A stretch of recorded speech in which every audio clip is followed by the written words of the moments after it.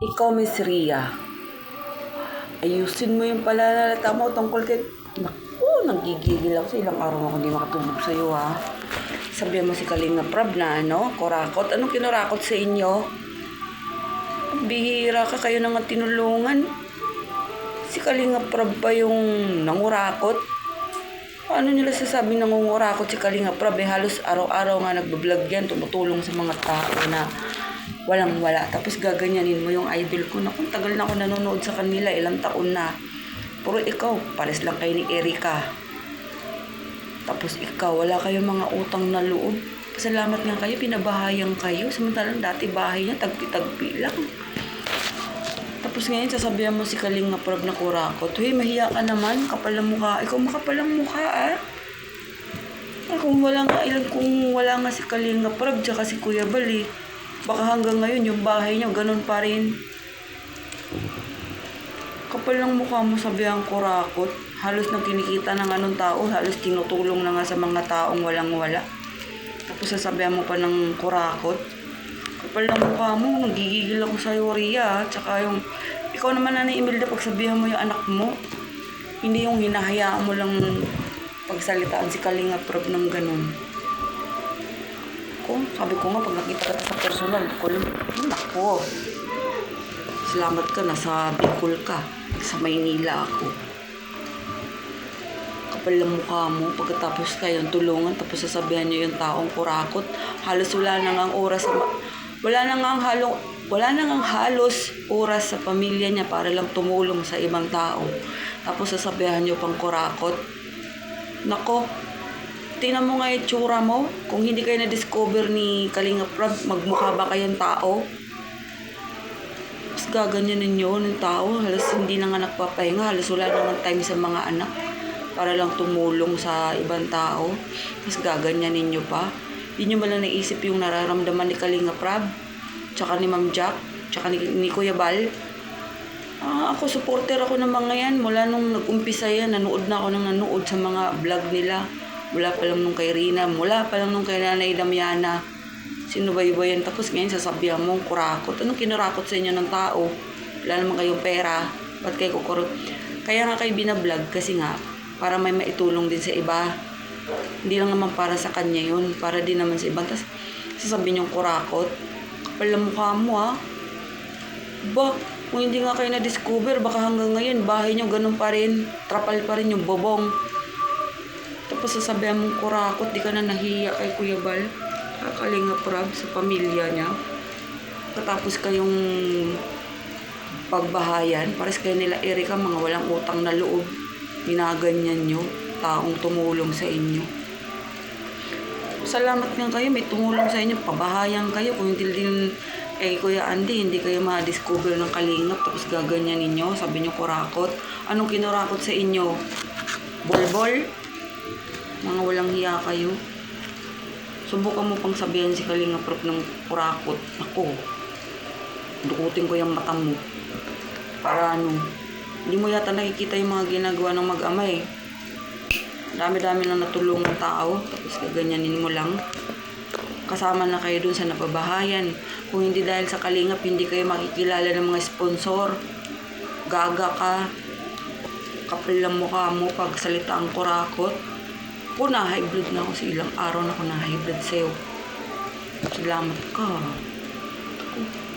Ikaw naman, Joy, pag sabihan mo yung ate mo, alam ko naman wala kang kasalanan kasi iba yung ugali mo sa ugali ng ate mo. Baka nawakwak na rin, kagaya nung ginawa kay Rina, kay Erika.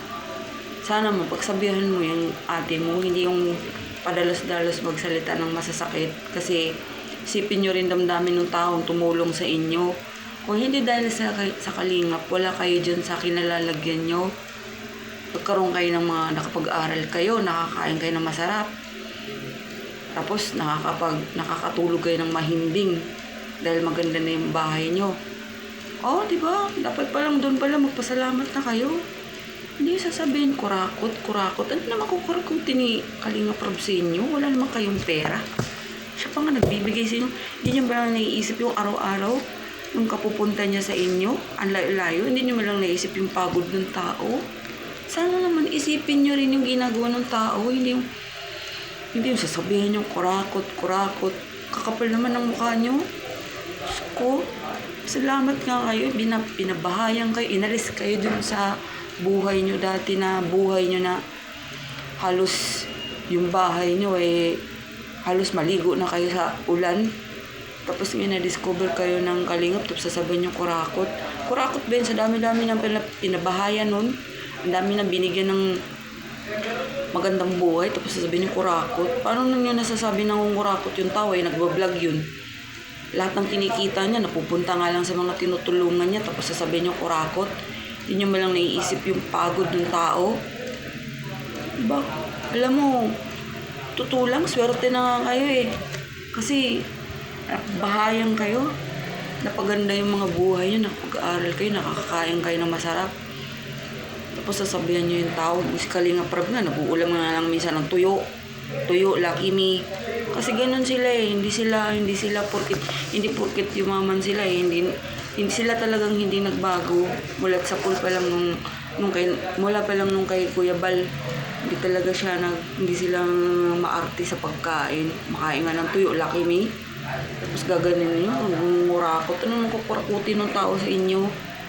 Umayos nga kayo Ako ilang araw na ako hindi nakatulog dahil pag napapanood ko yung mga banat nyo kay Kalinga Prab tsaka kay Kuya Bal, maya naman kayo, mahiya ka naman, Ria. Diyos ko naman, mahiya ka sa balat mo noon nung walang-wala kayo, ang kalingap ang nandyan sa inyo.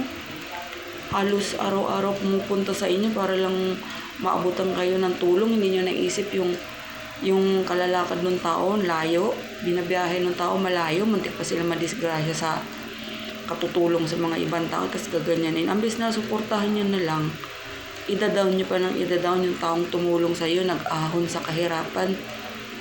Diyos ko naman, wala nang time sa anak niya, sa asawa niya, para lang matulungan yung ibang tao, tapos gaganyanin nyo lang.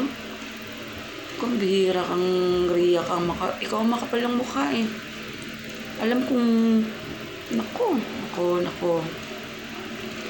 Hindi ko na talaga kimkimin tong galit ko sa'yo. Talagang inis talaga ako sa'yo. Kapag napapanood ko yung post mo, napakawalang hiya mong babae ka. Mas mabait sa'yo si Joy.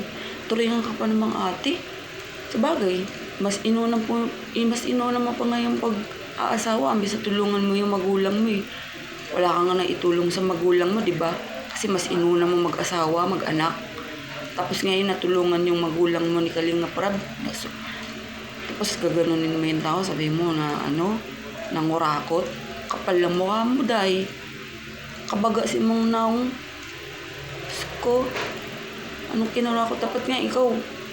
Dahil ikaw ang panganay, dapat tinulungan mo yung magulang mo bago ka nag-asawa, bago ka lumandi. Buisit ka. Kapal lang mukha mo. Tapos ngayon, ang kalingap nga lang nakatulong sa magulang mo.